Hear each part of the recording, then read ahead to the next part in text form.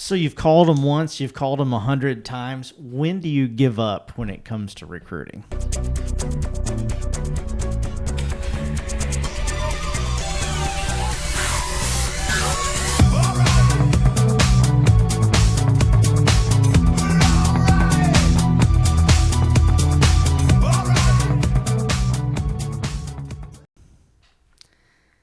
Hey guys, welcome to the Brokerpreneur Podcast. I am Dr. Ben Spears, I'm the ambassador of flow, and I am here with the big guy as usual, Matt Bai. How you doing? I'm doing fantastic, Benny. How are you doing? I'm doing good, man. I got my purple shirt on, and you know what else? What's that? Last night, I cultured my kids a little bit. Uh-oh. Right?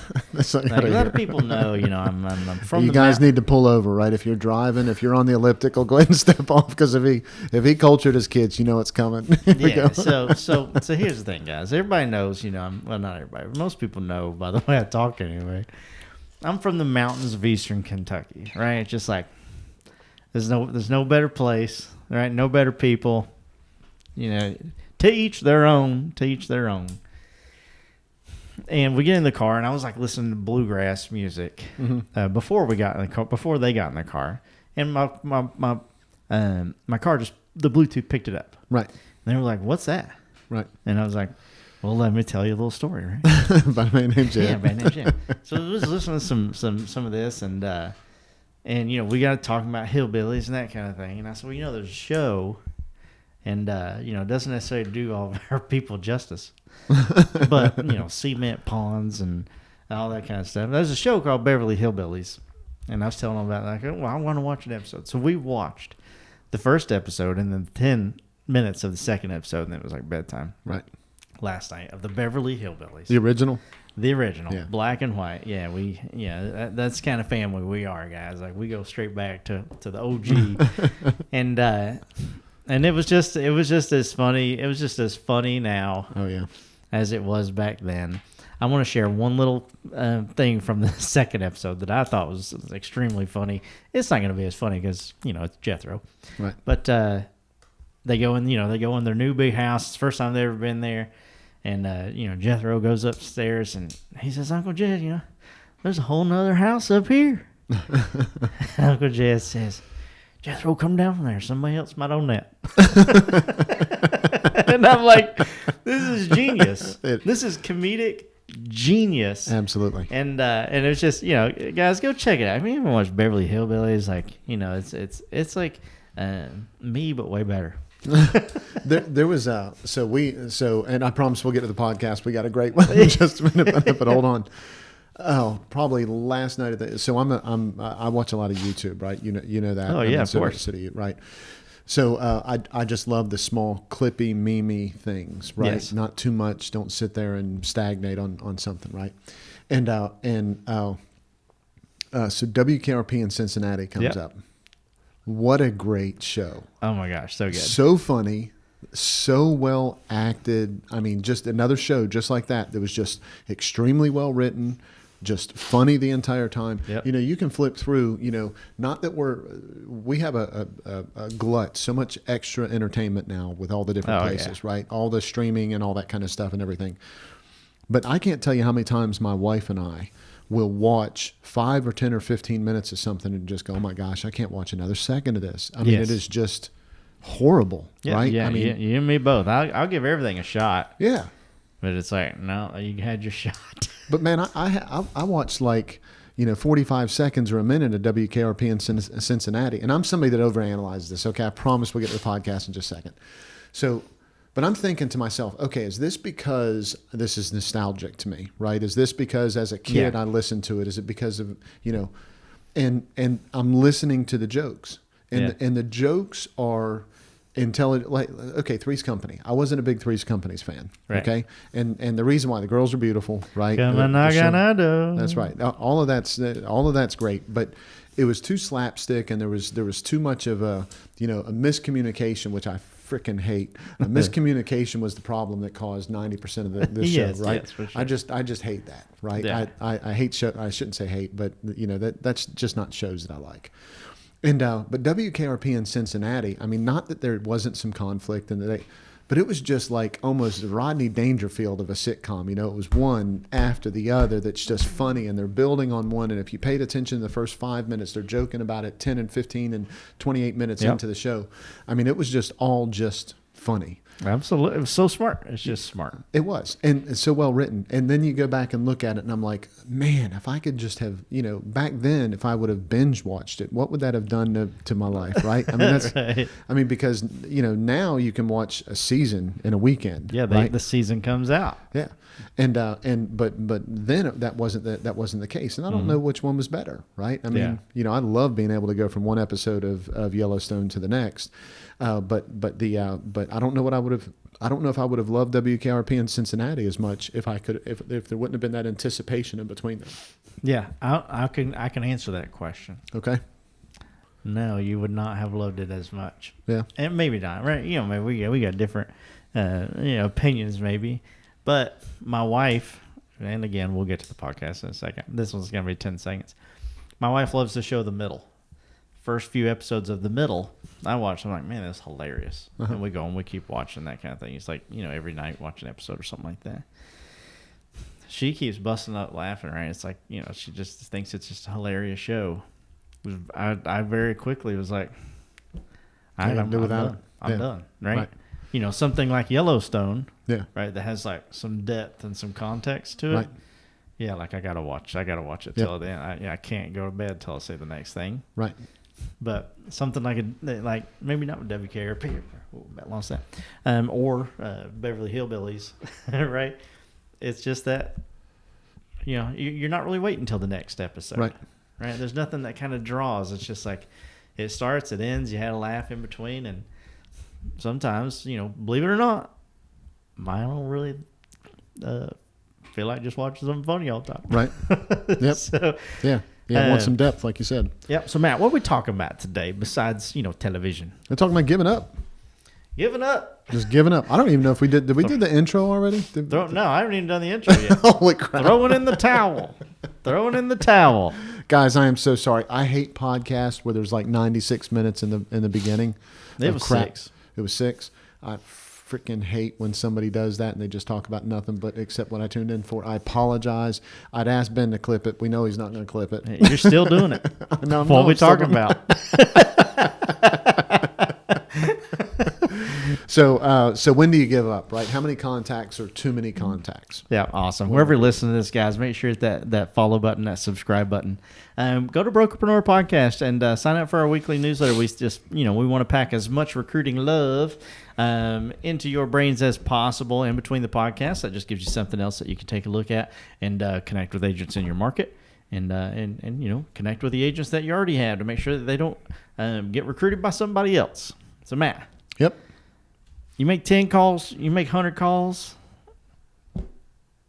When do you give up, man? Yeah. So do you give up? Maybe what I should do is to talk a little bit faster in this time. The reason why I talk a little bit faster this time, so we get through one. Think of that first 6 minutes. Guy.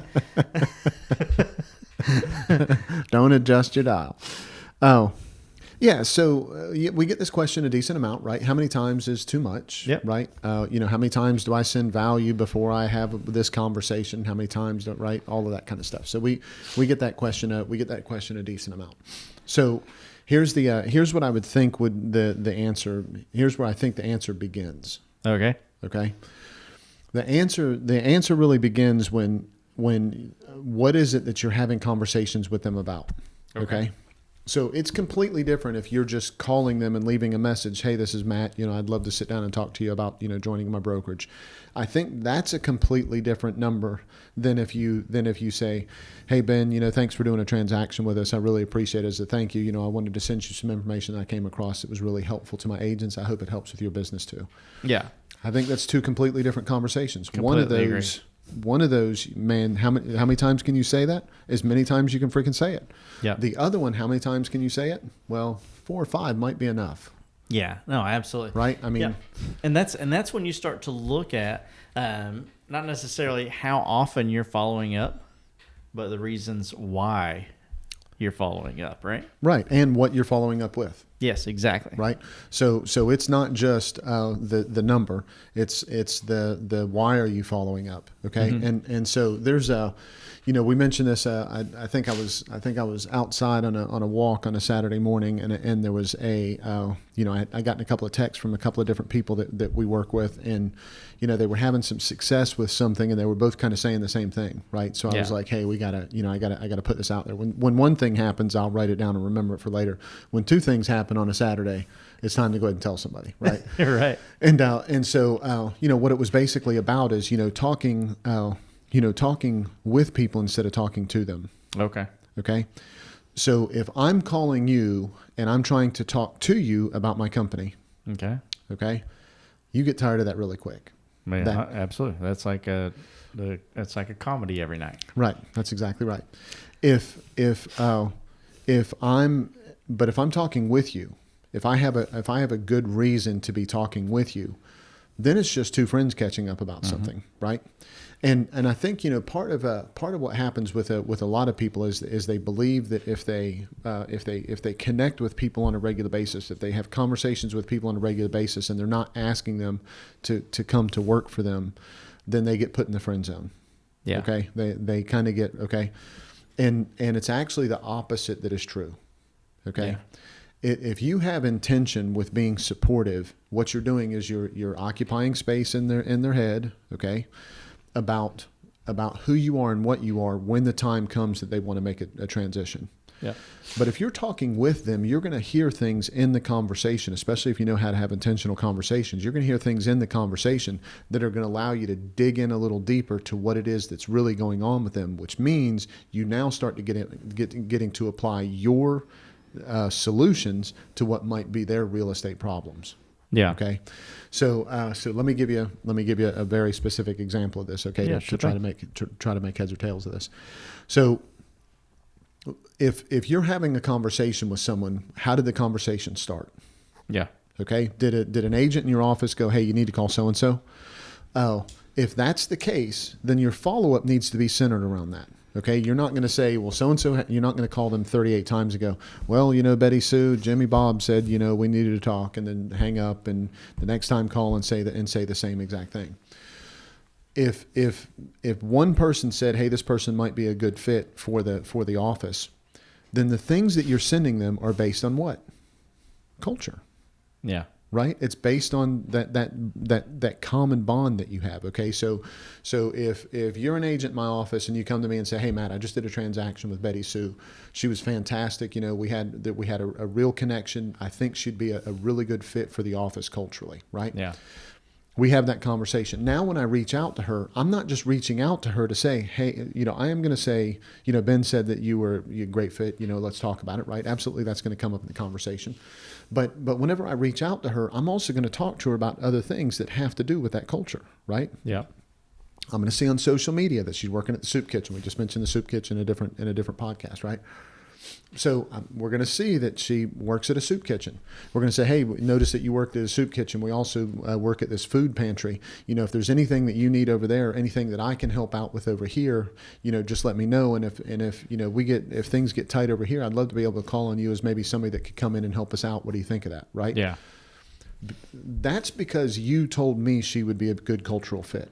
Hey guys, this podcast is powered by Prospect Boomerang. We all know broker owners struggle with profitability. Prospect Boomerang compounds your profits by recruiting the best agents to your brokerage.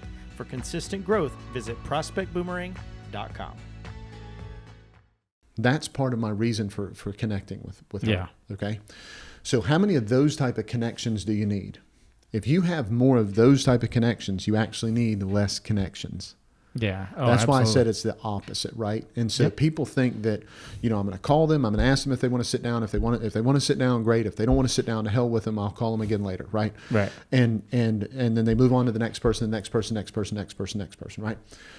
Instead of going, okay, why is it that I'm calling and connecting with this person? Is there something of value that I can add to what's going on with this person in their life? How do I make things better with them? And what do we have in common that we might be able to talk more about? Yep. As soon as I can figure that out, I just want to have those conversations because now I'm talking with them instead of to them. Yeah, that makes perfect sense. And now if you have those things and you have those in place, and you know how you're going to connect and why you're going to connect, I would think that it's it's going to be different based on every single person, right? Somebody's going to like WKRP, somebody's going to like Beverly Hillbillies, somebody's going to like Yellowstone. Right. That's so important. Why? So important. Why? It's so. That's the reason why it is so important to track each person that you're talking to. If I could learn how to talk. Each person that you're talking to, and say, okay, this is what they need, this is what they want, and this is essentially the foundation of the relationship that I have with them. Right. Like I'm going to talk to Tammy, right, your wife. I'm going to talk to Tammy way different than I'm going to talk to you, because it's like there's two totally different foundations, Completely. to both of those relationships. But if I call Tammy all the time, I'm like, hey, Tammy, let's just talk about, TPS reports and all that kind of stuff, and just like work. And I don't bring up, manatees. Right. Man, like I've lost her. Right. There goes my recruit. There goes my friend. That's and same thing with you. If I call you and I'm like, hey, dude, manatees, let's talk about manatees all the time. And you're like, man, Ben, I got to go. Block. That's just another time that caller ID would be working against you. Yeah, exactly. But that's a great example. It is why those types of connections are so important to track. Yeah. So that's a spot on example. You have to know where the relationship began. Yep. Okay. That's going to give you a foundation of where to go from there. But you have to be dynamic in that conversation. Yeah. You have to build on that conversation. It's not a static conversation, right? So if I call you and I say, or let's just say, let's go back to the Betty Sue example, right? You told me about Betty Sue. And you say, hey, Betty Sue would fit, great culture with us and everything. I call Betty Sue up and we have a good conversation because I'm talking with her. And she mentions something that is about her business. And I say, oh, well, great. We got a Sphere of Influence challenge coming up. Let me send you some information on that. And she doesn't respond to it. She doesn't care, right? She doesn't. Yeah. Okay. I'm not going to call her up 96 times just because that's where it started and say, hey, what about the Sphere of Influence challenge? What about the Sphere of Influence challenge? What about the Sphere of Influence challenge? What I'm going to do instead is I'm going to try to find out something else in the conversation that we're going to talk about. Yes. Right. And so that's where talking with people comes into play. If you're calling up and let me define the difference between talking with and to them, right? Talking to them means that you have some deadpan script you're calling up, and that's what you're going to say whenever you have that conversation with them, and you're going to trick them into talking to you because, you're going to say, well, I noticed your business was up this much year over year. Can we sit down and talk about how I might be able to help with this or that or whatever, right? That's making the assumption they want more business. Yeah. Okay. That's making the assumption they're not exhausted that day from how hard they've worked. And the last thing they want to hear is somebody saying, hey, you should be doing more. Yeah. Right.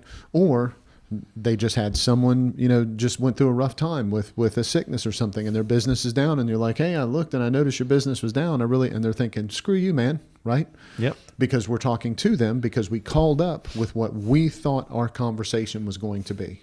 Yeah. There have been, I don't even know how many relationships that could have been great partnership relationships in real estate between brokerages and agents that have been ruined because that initial contact was talking to someone instead of with someone.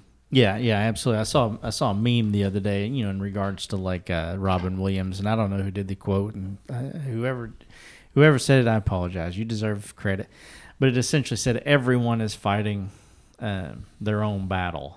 Mm-hmm. Essentially, we just don't know, right. We all don't know it, right? That kind of thing.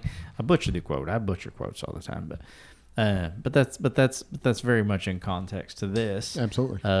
Everybody's different. Everybody's got their thing.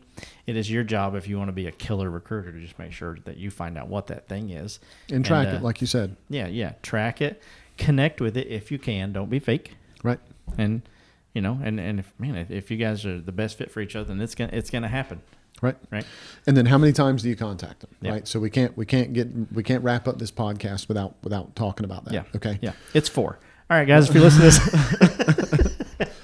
So depending on the phase of the business that they're in and depending on what conversation, both of those things matter. Yep. Okay. Is going to make all the difference of how much follow-up you do. Okay. Yeah. If you're having value-based conversations and it's more than 11 times that you've talked, you're in that friend zone that we mentioned before, and you're probably not getting out of it. So you drop the frequency, keep the quality, and just stay connected with them and spend your time somewhere else. Gotcha. Okay. So after 11 quality connections, absolutely you should have a direction in the relationship. Yeah. What do you call quality connection? Just because I want to know. Talking with someone. Okay. Perfect. Not talking to someone. So not, and not a voicemail and not a text. Right. That That's exactly right. Yep. Yeah. Perfect. Yeah. It might take you 32 times to get 11. Right. To get that 11. But after 11, you at that point go ahead and you should so it shouldn't take that many, but 11 is a good point where you're never going to wonder later. And 11 is also a point where you've created an impression in their head, so you're renting time in their head at that point. Yeah. If you've had 11 conversations with them and you've been really focused on talking with them instead of to them, and then you drop back to every 6 months connecting with them because you've put your time and effort somewhere else, okay? You're going to stay in their space in their head, and you're going to be an option when the time comes for them to transition. If you've had quality conversations. Yeah, completely agree. They just might not be in that place yet. Yep. Well, guys, an action item is coming right your way. But before we do that, this is my portion of the podcast where I like to say, if you're listening to this on iTunes, Spotify, Stitcher, Deezer, any of those platforms, hit that follow button. If you're watching this on YouTube, hit that subscribe button and that bell right beside of it. You will get notified every time we drop a new episode. Please go to Prospect Boomerang. I'm trying to be very formal. I see that. Please go to prospectboomerang.com and check out all the amazing things that Matt and I have to help you guys grow your brokerage no matter what phase or stage of the business you are in. Matt, hit us with an action item. Yep. I'm going to hit you with an action item and an example. Whoa. An example. Two black guys. That's right. That happened today. I'm going to give you, I love giving the real life, right? That's sick. I love it. Yep. So think about this for just a second. Let's say that you gave someone a gift, right? Let's say that I know you love watches, right? So let's say that I come across a watch and I'm like, man, this is a very unique watch. And I give Ben that watch, right? So I mail it to him, he gets it. And then like the next day or 2 days later, I bump into Ben and I see him and I don't bring up the watch. And you don't bring up the watch. What a jerk. Would that be awkward? My bad, dude. Hey, would that be awkward? Yeah, that'd be a little awkward. Okay. That's what happens a lot of times whenever we're recruiting, if we're just recruiting by the numbers and not paying attention to the value that we're bringing to the conversation. Yeah. We bring value to something, but we treat it like it's not important enough to bring up later. Yeah. That's a big part of the reason why we coach people to do things the way that we do, is because it creates a value bond between you and them. Okay. Yeah. So let me give you a real life example. So one of our clients today, I said, hey, you're going to be on we had mastermind earlier today. I said, hey, you're going to be on the mastermind. And he said, he goes, no, I'm actually meeting with an experienced agent today. He said, I'm going to go do that and I'll listen to the replay. And I'm like, oh, that's so killer. And he goes, yeah, it's somebody that came to the recent event that I've been trying to get in front of. So we're going to sit down and talk about this and how it might make an impact on our business doing this. Yeah. I mean, how much easier of a conversation is that? Yeah. I mean, now you're talking about, of course, here's how my brokerage can help you, and here's how we can take your business to the next level. And yes, I hear that this is the problem you're having, and my gosh, I've got a solution for that. Absolutely, we want all of that to happen. But to be able to have that conversation built around value that you've already delivered, yep, that's that gift that if you can bring it up, not to throw in somebody's face, but if you can just bring it up, it creates a common, comfortable conversation to have so that it makes it easier to move forward in the rest of the conversation. Yeah, that's exactly right. Well, guys, I'm super comfortable in this conversation. And the reason I am is because I can break more boards than Matt with my fist. I just like throwing, things that aren't true a little bit in the end. This is because I like to win, right? And so, but that's part of this podcast, right? Absolutely. We do this podcast for so many different reasons, but there's really one that stands out, Matt. And tell them why that is. You know, Master Pock used to take a piece of wood every now and again. Yeah. And you know, the pieces of wood that are meant to break at test for kids are, you know, about 1.5 inches wide or something like that. And it's shelving board, and it's, you know, right, it is what it is. And but every now and again, you know, he would, you know, there'd be a kid that was upset or something like that. And you know, I did a lot of board holding in my life. I'm sure. Okay? And so, you know, we would be standing there, and the kid would be having a hard time, or wouldn't be going, and he was getting upset. And you know, sometimes Master Pock was just like, break the damn board. He wouldn't say damn, but he'd be like, break the damn board. And the kid would get scared and break the board. Other kids, you know, if he were to say that, and he knew that because he was really good at this, he'd been doing it 850 years or however long he's been doing it. Yeah. You know, other kids, he knew that they would just fall down, and the crowd would be in a different place with it and all that kind of stuff. So I'd be standing there holding the board, and he'd walk up and pick up a board and just smack it on my forehead, and break it over my forehead while I'm standing there holding the board out. Right? Everybody absolutely loved that. Yeah. Right. The kid loved it. It took the tension off of it. Pack loved it because the Grandmaster Pack loved it because the crowd loved it. The crowd loved it because the crowd loved it. Did you love it? I didn't. It really wasn't bad. I mean, it was fun, and I mean, he knew what he was doing. So, you know, he'd hit you in the right spot on the head and everything, so that you wouldn't, you know, but so you wouldn't, for the most part, you wouldn't notice. But and it's not like he picked up a 2x4 and hit you. Yes, you know what I'm saying? Right. So he knew what he was doing with all of that. But my point on all of that is, whenever it comes to breaking boards, you know, sometimes it just looks so simple. Yeah. Every time it takes commitment. Yes. Every time it takes commitment. It's just not going to happen without commitment, right? And so that's the same thing we talk about all the time in all of this. You know, if we're talking about not giving up, it's about being committed to what needs to happen, and just sticking with it and doing the right thing over and over, and you're going to get those results that you want to get. Sometimes you end up with a little red dot on your forehead. Yeah. But the crowd loves it, and everybody loves it, and in the end, the kid breaks the board. So everybody gets what they want.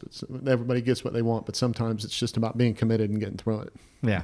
And that's because we want to be part of your win. How about that? Did I wrap that up and put a bow on it? Yeah, I love it. See you guys. See you guys.